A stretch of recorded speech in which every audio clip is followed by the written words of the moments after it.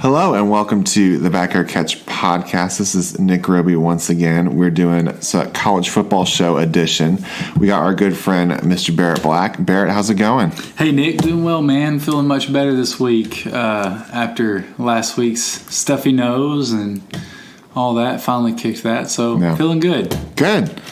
We're in full December mode. We, have to have the Christmas tree lit up. So even though you can't see it, guys, it is in full display. Christmas tree and packages. And packages. And a Clemson ornament. Just saw that, man. That is a massive tiger on that tree. It's a huge tiger. You got to let them know. You got to let them know where you stand, Goodness. So, if I was a kid, that might terrify me.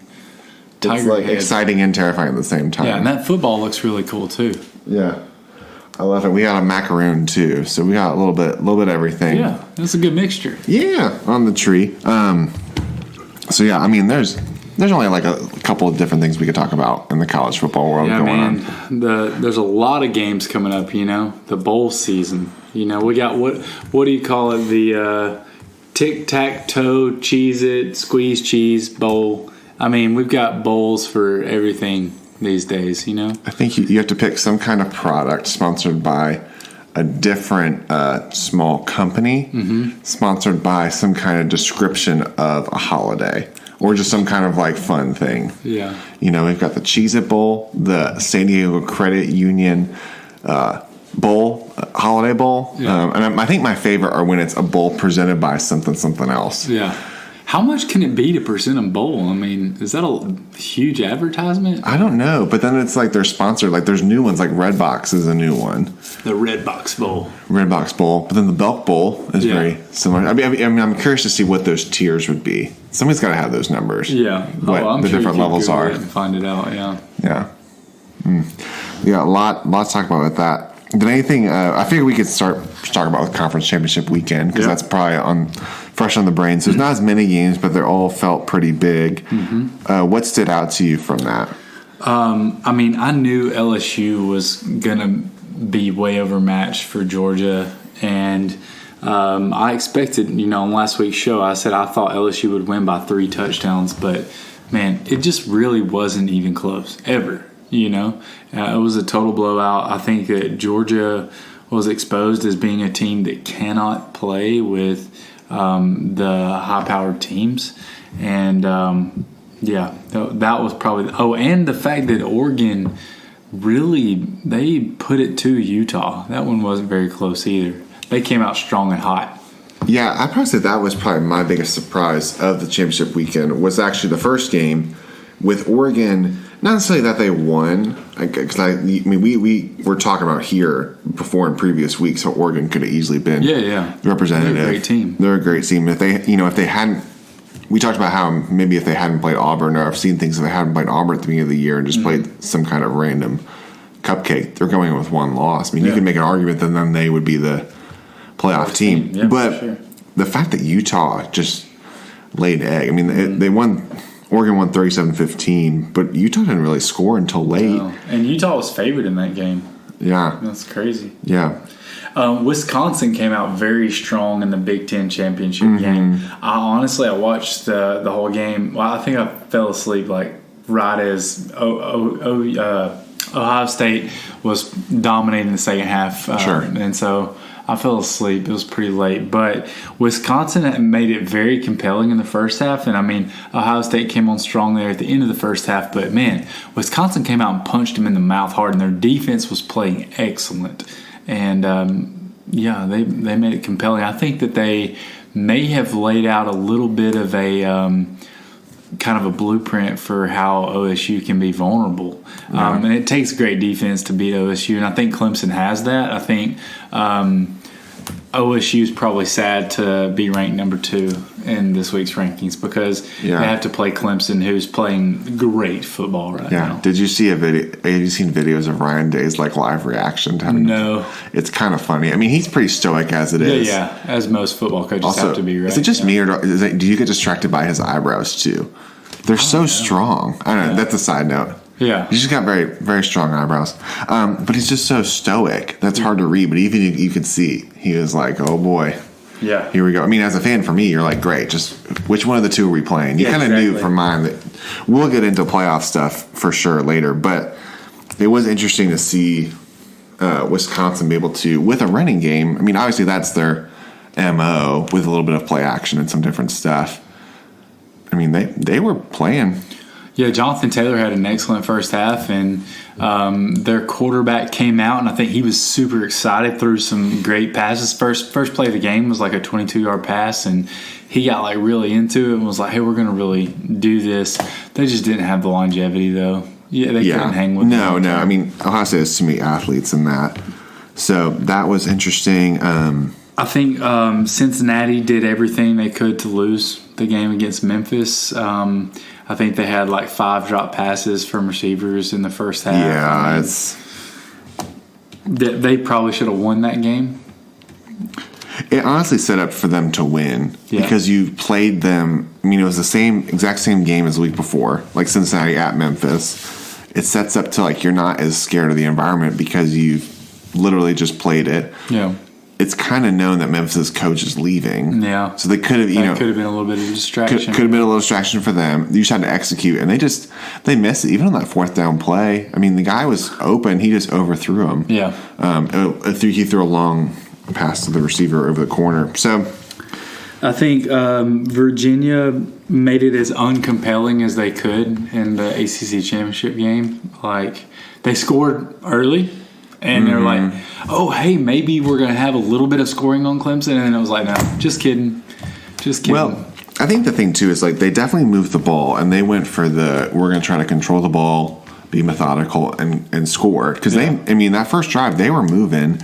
And Perkins just threw an interception. And Nolan Turner, our defensive back, caught it. And that wiped away any kind of score. Yeah. We score, and then they score. And then it just became they couldn't keep up with the amount that Clemson can score, but I was impressed at least with the first half of like they have an identity, and it's one of those things when you watch that like it became clear that Clemson was going to win, which is great for me, but you can kind of tell that Virginia is going to be a force down the road if Bronco Mendenhall and the rest of the staff can put together enough athletes, because it seems like they've got an interesting offense. Like there could be a foundation that's being built there that could be really interesting. I mean, the path is there for somebody to take over the Coastal. I think it's just that's the thing is like at the end of the day, Virginia is a stepping stone program. Nobody cements themselves as a head coach there. Let's say that Mendenhall was like a good long-term look as a coach. As soon as he strings together a 10-win season after having a season like this season, somebody's going to snatch him up at a destination program. Well, what's interesting, which you're right, like that's the hard part about a school like that is you need somebody to buy into like this is where I'm going. Yeah. What was interesting when they were talking about it in the game is that he specifically was looking for a team that was good and not just football, like a school. Yeah. And Virginia fits that mold, and a team that really needed some rebuilding. So he kind of put his stamp on and really changed the culture. So, I mean, Virginia's kind of excellence in sports. It's just a matter of their football program has not lived up to that. So it was nice to play somebody different. But from a Clemson fan, I love the way the offense was looking. Yeah. Now, granted, I know that before everyone bounces back, that I know Virginia's secondary is like they were hurt and they're not what we'll see in the playoff. But it was nice to see the way it's just the fluidity of it looked really nice. And especially with T. Higgins was balling out. Crazy stat is that he has just tied Sammy Watkins and DeAndre Hopkins for the most touchdowns in Clemson history in receiving. Wow. They all have 27 right now. Crazy. So that means his next touchdown, he'll become the all-time leader. Yeah. So I think that's two big names. Like it's big names, and you don't realize it because Justin Ross is probably the more of the well-known name because of what he did in the championship game in the playoffs. He's more the electrifying player he's been for us, but T. Higgins can ball. So yeah, man. DeAndre Hopkins is widely thought of as the best receiver in the NFL. So, I mean, that's a pretty big name to top. Yeah. So, very interesting. We can keep moving on. I mean, also the other one of note is Oklahoma Baylor. Yeah. I mean, we can keep talking about that too. I thought it was Baylor. I was impressed that Baylor was able to maintain in the game. Yeah. They had to fight from behind. For sure. Starter gets hurt. They have to that was play freshmen. Killer, like first quarter. Yeah, he's out. It makes you think like what they could. It seems like they had a really good chance to win if he was able to stay in the game. Yeah. Did you hear an update on the injury? I heard it's a concussion protocol. Okay. Okay. So he can be back for their bowl game then. That's good. I would imagine so, especially with like a few weeks. That's good to go because I mean they've got a big one coming up. But Oklahoma gets it done. Jalen Hurts gets it done. Doesn't play like like he can. Yeah, he played well enough to win. I think that they tried to establish a run game with not just Jalen. Of course, they had CeeDee Lamb back. He had some big plays. Mm-hmm. Not Biletnikov's top plays though. You know, like with him being a Biletnikov finalist. I mean, I don't know. Obviously, I'm a little salty that none of the three studs from Alabama ended up on the Biletnikoff finalists, but it's neither here nor there. Yeah. Maybe Devontae Smith will decide to come back and get his chance next year. Mm-hmm. So, yeah, we have those are all the big name conference championship winners. So, obviously, which then is the big thing of this weekend, is it also then determined, they came out with the rankings to then determine what the playoff was, and then proceeding after that are the New Year's Six bowls and then the other bowls that kind of fall into that. And so we can kind of go through maybe the top 10 just to finish it out. We've got 1 LSU, 2 Ohio State, which is really interesting that they switched them. 3 Clemson, 4 Oklahoma. So those are the 4 playoff teams: LSU, Ohio State, Clemson, Oklahoma. This is where it gets interesting too. We have 5 is Georgia, 6 Oregon, 7 Baylor, 8 Wisconsin, 9 Florida, 10 Penn State. So what that then means is in the playoff is that we've got Clemson, Ohio State, 2 versus 3 in Arizona playing the Fiesta Bowl. With Clemson's actually 2-point favorite in that game that they have right now. And then 1 versus 4 Oklahoma LSU in Atlanta. LSU opens up at a 12.5-point favorite. And then the winner of those play in New Orleans for the national championship game. So what were your thoughts of the playoff? Just so that we can start with the selection of those 4 teams. Do you feel like they got it right? Do you like the order? Yeah, I love it. I think they did a good job on the top 4, and I think that honestly it wasn't that hard for them. You know, they were lucky because LSU absolutely destroyed Georgia, who was number 4 at the time, and it made it pretty easy to put LSU ahead of Ohio State, in my opinion. Ohio State struggled in the first half against the Wisconsin team that, in the committee's eyes all season, they've not had Wisconsin close to Georgia. Georgia's been a top 4 team essentially since the rankings came out, and I think that LSU absolutely dominating them made it easy in their eyes. And then obviously Utah did their job losing the game to make it easy for the OU placement at 4. So I think they got it right in the right order. And, it was pretty easy for them. Yeah, it's one of those things like I could have seen Ohio State or LSU being number 1. I wouldn't have disagreed with it. The interesting part was that they had LSU, switched it to Ohio State, for a couple weeks after Penn State, and then now they're switching it back to LSU. Yeah. So it's just interesting that they hadn't, and I guess maybe they're just wanting these teams to really prove it, or just the committees kind of like hurt themselves a little bit by some of the decisions they make. Like, how do you value Ohio State's win over Penn State so high, but then come into the year you don't value Penn State over Wisconsin, who got beat by Ohio State twice? It doesn't make sense, you know. And maybe it's just some recency. That's what the thing is. You want it's the last feel. So that's what these conference games are so important. It's the way these feel. Yeah, I agree. Ohio State fans, like you can't blame them for being upset with it a little bit. Of just like they played 3 top 15 teams, all won, and they ended up winning all of them. Yeah. But I mean, it's hard to argue against LSU, who just destroyed. 6 top 25 wins. LSU. I mean, they had an excellent resume. I mean, back to some of the committee outside of the top 4 blunders. Georgia being at number 5 after the way that they were destroyed. I mean, that doesn't make sense. Oregon proved that they're a better team than Georgia, in my opinion. Oregon should have been ranked ahead of Georgia. Maybe even Baylor ranked ahead of Georgia, Baylor showed a lot of fight against OU. And again, Georgia did nothing against LSU. So just very surprised by that. I think the fact that Utah is ranked above Auburn and Alabama is very weird to me. Like it's Utah, very interesting. The whole thing was like Alabama didn't have any quality wins. Well, guess what? Utah didn't either. They got beat by the only 2 teams they played that were in the top 25, USC being ranked 22, and then they got absolutely whipped by Oregon. They got whipped by both teams, whereas Alabama, granted they had 2 losses to the 2 top 25 teams they played, but they were extremely close losses to the number 1 and number 12 teams. So that one is a surprise to me. I think Wisconsin above Penn State doesn't make sense to me. So, yeah, there's just a few that are confusing.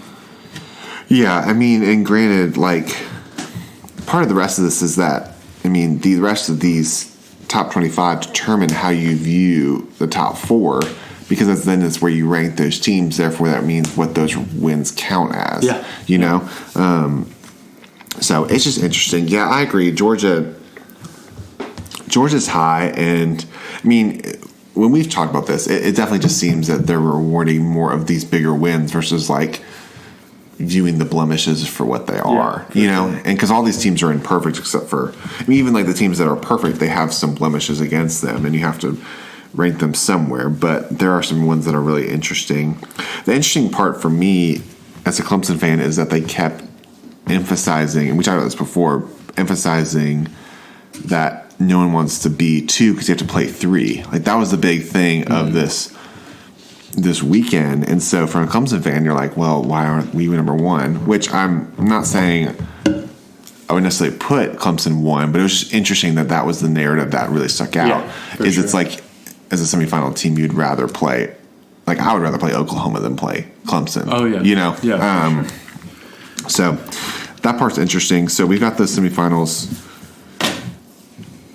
out there, and I think they're the 4 right teams. Yeah. I think the committee got, like you're saying, they got lucky. This is a year where it's pretty. We were worried at first, but it became clear who these 4 teams need to be, and I think it also hurts a little bit of the 8-team playoff. It did push it did. Because you don't have any other teams that are man, maybe this team or not, and I think it's starting to settle out maybe a little bit of maybe 4 is still the right number. Yeah, because who are you going to put? Because Oregon honestly had their chance and they just blew it. They lost to a 5-5 team, and it's still a great, respectable year. They're 10-2 or 11-2 as the Pac-12 champs. Yep. But just a team like that, for example, because every other team has at least 2 losses. Yeah. So and at some point you have to cut off who's actually going to win the national title. So. Do you want to talk a little? Let's look at these bowl games. Man. Well, little bowl games, yeah. Yeah, let's look. Or were you want to go Heisman? I can go either way. Yeah. Let's go bowl games and then go Heisman. Okay. Bowl games, Heisman. We can start off since we're talking about Georgia. We got Sugar Bowl, Georgia and Baylor, which we were talking about. Both those are interesting teams. Georgia is a 7-point favorite in this game, which is very interesting to me. These are rankings, and those odds, by the way, are from ESPN. We just looked up as of today. Yeah. So those are going to change. They'll change for sure. But it's very interesting to me that Georgia is that much of a favorite after being beaten the way they were, and they lost this game to Texas after losing in the SEC championship game last year in a letdown. Yep. So it's just interesting to me. For sure. I think that there's this game is pretty intriguing. I don't know if you heard the Kirby Smart comments after the game the other night, but he's been on Twitter today railed against pretty hard because he pretty much threw his wide receivers under the bus, saying that part of the reason that Jake Fromm has had maybe a little bit of a down year was that he doesn't have good guys to throw to, or as good of guys as he's had to throw to. And as a wide receiver, it's not something you necessarily want to hear from your head coach. So I don't know if there's a lack of motivation like that going into it. Also, Baylor matches up pretty well against Georgia. Like they have a pretty decent defense, and they have enough offense to put points on the board, whereas Georgia has a very good defense but have struggled to put points on the board. So I think 7's too much. I honestly think that I would favor Baylor outright right now, just based on the things leading up to it. Yeah, I think, and this is where one of those, like, on paper, you would favor Georgia because they've got a couple of those wins. They're the runner-up in the SEC. They lost in the title game. Yeah. But I don't know. Baylor, I agree with you. I would personally have favored Baylor maybe by a field goal or something. Yeah. But it's just really interesting. And if I was a betting man, I would not put money on this. If I was going to put money on this, I would put Baylor at least to cover. Points, yeah. Yeah, I mean, I might even win outright because they have the momentum. This is like a great success season for them. Yeah. I mean, their coach, like, what a story, Matt Rule. I think that the only thing that could be going against them is Georgia not wanting to relive what happened last year. Right, where they were trashed a pretty good bit after their loss to Texas. Also, what's super interesting, I don't know if you've seen this on Twitter too, and we can move on, but Kirby Smart and Mark Richt have almost the exact same record after 4 years. It's like within a win. Wow. And like the losses, and I think Kirby has like maybe 2 more losses and 1 more win, and that's because of the playoff. Yeah. And they both have an SEC championship. Yeah. And that's after 4 years. Wow. So it's just interesting. It's interesting. Yeah. It's like almost the exact same. So we're both leaning Baylor in that. We can go Rose Bowl. We've got Oregon, Wisconsin, which feels like a traditional Rose Bowl. Mm-hmm. Wisconsin's 2.5 points. What are your thoughts on this game? I like Oregon. I think that they have that excellent receiver, number 3. I can't remember his name, but Herbert and that receiver, they have been a power tandem, in these past several games. Wisconsin showed a lot of promise in this past game. Jonathan Taylor had a huge game, and he'll probably have a big game against Oregon. But I think Wisconsin was extra up for that Ohio State game. That's the type of game that they can get just kind of extra on. And who knows if Jonathan Taylor will even play in this game. I mean, he's a junior, right? Yeah. I mean, he can go to the draft. Just a running back, yeah. Who knows if he'll play? I think that whole will this or that guy play is going to be intriguing over the next 3 weeks to see what kind of announcements are made. But I kind of feel like Oregon, I would lean toward Oregon. Yeah, and you gotta like the way that they're finishing the year. I'm leaning Oregon too, just because you're right. Like Wisconsin really like laid everything out there for the game, and to be respected, they really like gave it all they had. But Oregon's getting hot at the right time. This means a lot to them. And I think that there's also a little bit of a chip of they want to prove that they were good enough to be in the playoff. If that's even a thing. So that's why I'm leaning Oregon in this. I think this is one of the more exciting games, just because you have 2 different styles going at each other. So I always love that kind of a matchup. So that'll be really fun. Keeping in the New Year's 6, we can go Florida, Virginia. Florida, I had this written down. Florida must be the 13.5 point favorite. They are, yeah. Okay, I had Virginia, but I was like, that can't be right. No, yeah. Florida's 13.5. Yeah, I think Kyle Trask has been a great. He's been great story for Florida this year, and I think that Virginia. I mean, they were kind of like that. Oh, hey, somebody has to win the ACC Coastal, and I think that you'll see that in this game. Like they're not really a top 25 top team. I think that Florida covers pretty easy in this game. Yeah, I mean, it's definitely the feel of Virginia is still a little ranked because they're going to the Orange Bowl. Yeah. And let me put it this way. Virginia, they've got 9 wins, ACC Coastal, Division champs, like we talked about. It's a very respectable year. And from where that program's been, like even the fact that they're in this game is huge. Yeah. But this feels like a marker of like they made it to the game, whereas Florida is going to be like Florida's going to be ready to go. Yeah. And it's in the state of Florida too. For sure. And this is a program building type thing for Dan Mullen, and this is for something for him to stack on top of and be like, all right, look, we got that New Year's Six Bowl win under our belt. And let's build on it. Even another thing, a little factor that's kind of interesting too. It's in Miami. Yeah. So it's in that whole recruiting Miami, Florida, huge thing. It's a big pull for him. So I like Florida in this too, to cover in that. We can go Cotton Bowl. We've got Memphis is the Group of 5 team. Mm-hmm. They won their conference and they were highest ranked. And we've got Penn State -7.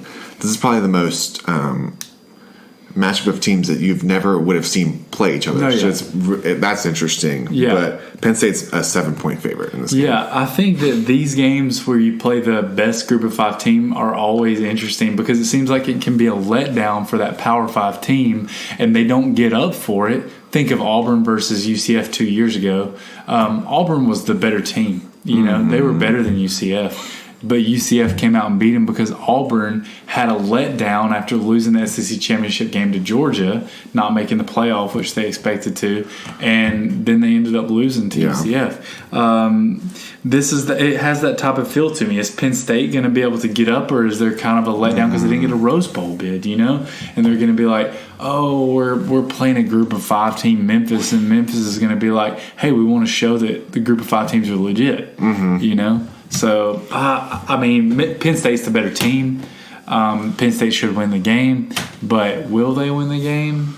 I don't really know. I don't know. And the factor I'm leaning on in this makes me lean Penn State is also because Mike Norvell just accepted to be the head coach of Florida State. True. Yeah, that's true. Officially. So I could see this being like Memphis is fired up. They have a great first half. Penn State, it's tied or close. And then Penn State's like they just pull away out of like a pride thing too. Yeah. But this is it's a weird kind of matchup, so it'd be interesting to see. And so I think that's all. And obviously the other two play off of the other two New Year's Six Bowl games. But we've got some other interesting ones. We got your team. We've got Citrus, Alabama, Michigan. Alabama's a 7-point favorite right now. Mm-hmm. What's your kind of feel on that? Yeah, I think it's one of those kind of historical games. It's pretty fun to watch, like historical programs, two of the highest paid coaches and in the NCAA playing against each other. Harbaugh, who's really trying to cement himself as a great college coach. I mean, obviously he's done great stuff in the past with Stanford, but still hasn't had like a ton of marquee wins at Michigan. And Alabama's just trying to salvage a season that seems like it was a huge underachievement, with a second string quarterback. I think Alabama has everything it takes to win this game by more than 7. But the thing for me is who plays. We got a lot of juniors who are eligible to go to the draft. A lot of them projected first rounders. Especially we got 2 offensive linemen, 2 receivers who are projected first rounders. We'll just have to see who plays in the game. Najee Harris, he's not projected first rounder, but he's a running back. He's a junior. Does he decide to go to the draft? Does he decide to sit this out? I mean, that's why for me this over the next 3 weeks is pretty intriguing. Yeah, no, it's very intriguing, especially in a game. It's hard when these players have been in the playoff and they're not in it. It's just not one of those years. So this is the worst, quote unquote, worst season since 2010. Since 2010, Alabama has been with a chance to win the national championship every year, which is really unfair because the 2 injury just feels a little unfair. But it is a lower than what they're used to. I would think Alabama still takes care of business. Yeah, I mean, obviously, unless they have a huge influx of players that are leaving. I just trust Saban more than I trust Harbaugh. Oh, yeah, too. Me too. But it's tough. It'll be interesting to see how that kind of all plays out. We've got the Outback Bowl, Minnesota, Auburn, which is really interesting. Auburn's 7.5-point favorite. Auburn keeps going to the Outback Bowl, which I think is really interesting. Yeah. What's your feel on this? This is interesting. Man, I want to see who is Minnesota. I mean, we still don't necessarily know. They had the big win against Penn State, but then they got handled pretty easily against Wisconsin. Auburn is kind of a Wisconsin-type team. Put it on the ground, strong defense. Will there be a similar result, or does Minnesota, row the boat and say like, "Hey, we're not the team we've been, over the past however many years since they were relevant." So I don't know. What are you thinking about it? I'm leaning Minnesota, and especially at least to cover. I mean, that's especially at least get the points back. For me, it's a tale of Auburn's big thing this year was Alabama. So regardless of what happens, the fact that they beat Alabama, they can hang their hat. Yeah, they've been to the Outback Bowl a few times. For Minnesota, this is this can be a program defining win. For sure. It cements this as actually being like a good finish the season. So I like Minnesota in this, but it's an interesting one. It's one of those it'd be curious to see as you're like sitting through the couch and flipping through games. It's one definitely you want to tune into. Yeah, man. So did we pick Fiesta and we didn't officially pick. I don't think. So what's your thoughts, man? Fiesta, I gotta go Clemson. I mean, I and I'm not just saying that because as a fan. I think that the team matches up well. It's gonna be the more interesting of the two games for sure. For sure. But I like the matchup. I think we match up well with them. Mm-hmm. Our defense, but their offense too. I think we fit them. There's going to be some points. I'm not saying that it's not going to be 31-0. It's not going to be 31-0. It's not. They have a great team. Yeah. But I think the thing is, can they stop our offense? Yeah. Because if we're playing the way we can play, and we can put up points for anybody in the country. Yeah, but I like our odds in this. Yeah. So, I got to go Clemson in this. Yeah. I also feel like Clemson's going to win the game, but it wouldn't shock me if Ohio State won the game. I would not at all be shocked. Ohio State has prided themselves this year on being the most well-rounded team. They, everybody's been trying to tout that, especially Big Ten homers. Ohio State, all these people on ESPN, all these personalities saying Ohio State has shown them the most as far as the well-roundedness of their team. They have a Heisman finalist defensive lineman in Chase Young. They have a Heisman finalist offensive player in Justin Fields. Justin Fields, Georgia transfer, great story. Justin Fields, he and Trevor Lawrence coming out of high school were the two top guys. Mm-hmm. One ranked the top pro style, one ranked the top dual threat. It's just really it's got a lot of storylines to it.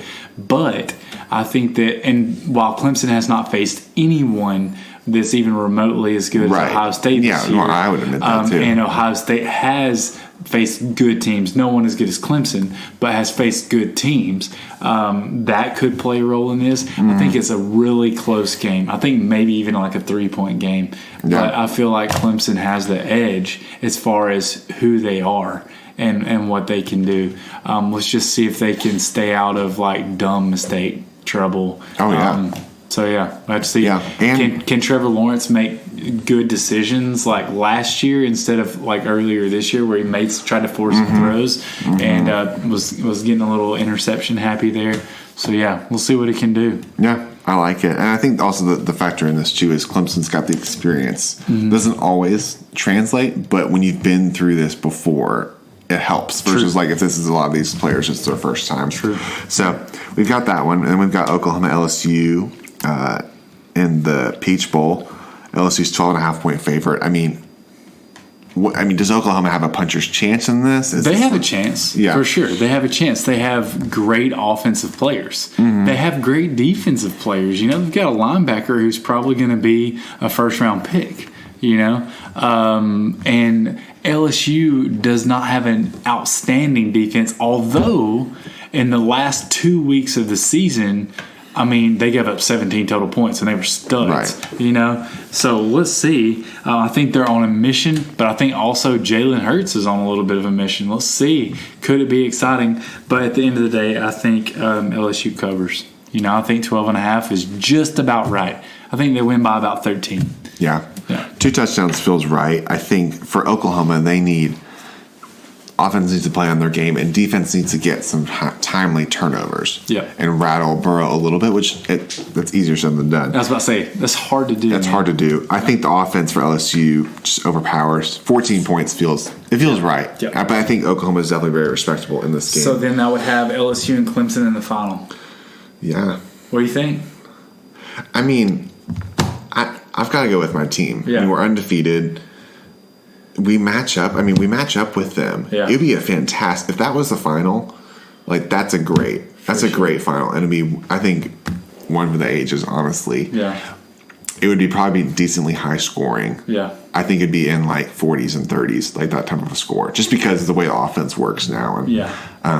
but I don't know. I mean, I'm going to take Lawrence, and I know people disagree, but my bias, I mean, for sure. But I'm going to support. Yeah, I think they've got it. Yeah, and as bad as I hate both of those teams, to be honest, I really think that I would have to go Clemson too. I think that experience wins, and in that setup, Clemson would have been to the playoff 5 years in a row, and has played for the national title 4 of those years. I think that it'll show. Yeah. I feel like Clemson wins a close game. Yeah. Yeah. So we'll see. Another terrible year of hearing Clemson fans talk about the national championship. Goodness. It's okay. You still have your 17. So. I mean, is the Heisman even a conversation?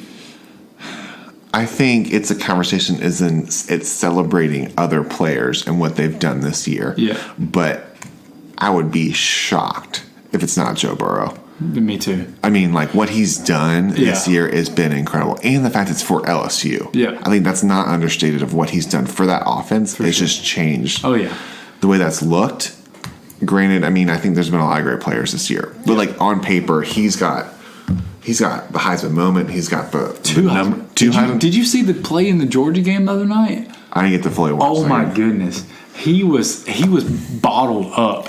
Is that the one where he's like hesitating for a long time? Yeah, like two guys had him bottled up. I mean, how they did not make the tackle, no idea. Mm-hmm. He gets out, escapes the pocket, somehow launches it like 30 yards in the air downfield. It gets caught by Justin Jefferson, and he takes it. So they ended up flipping the field from like the 15-yard line to the 20-yard line on the other side. I mean, it was one of those Heisman moment type throws, and I was like, wow. Yeah, crazy. What I don't understand is, why does Chase Young even get invited? I mean, I understand, like, they want to say, hey, it's not just a quarterback award, but dude, it's not even close in the voting. Yeah, it's a little frustrating, because then it's like, if you're going to put him, why not invite like Isaiah Simmons? Yeah, he's the Butkus Award winner now. Yeah, I don't know. It's really interesting.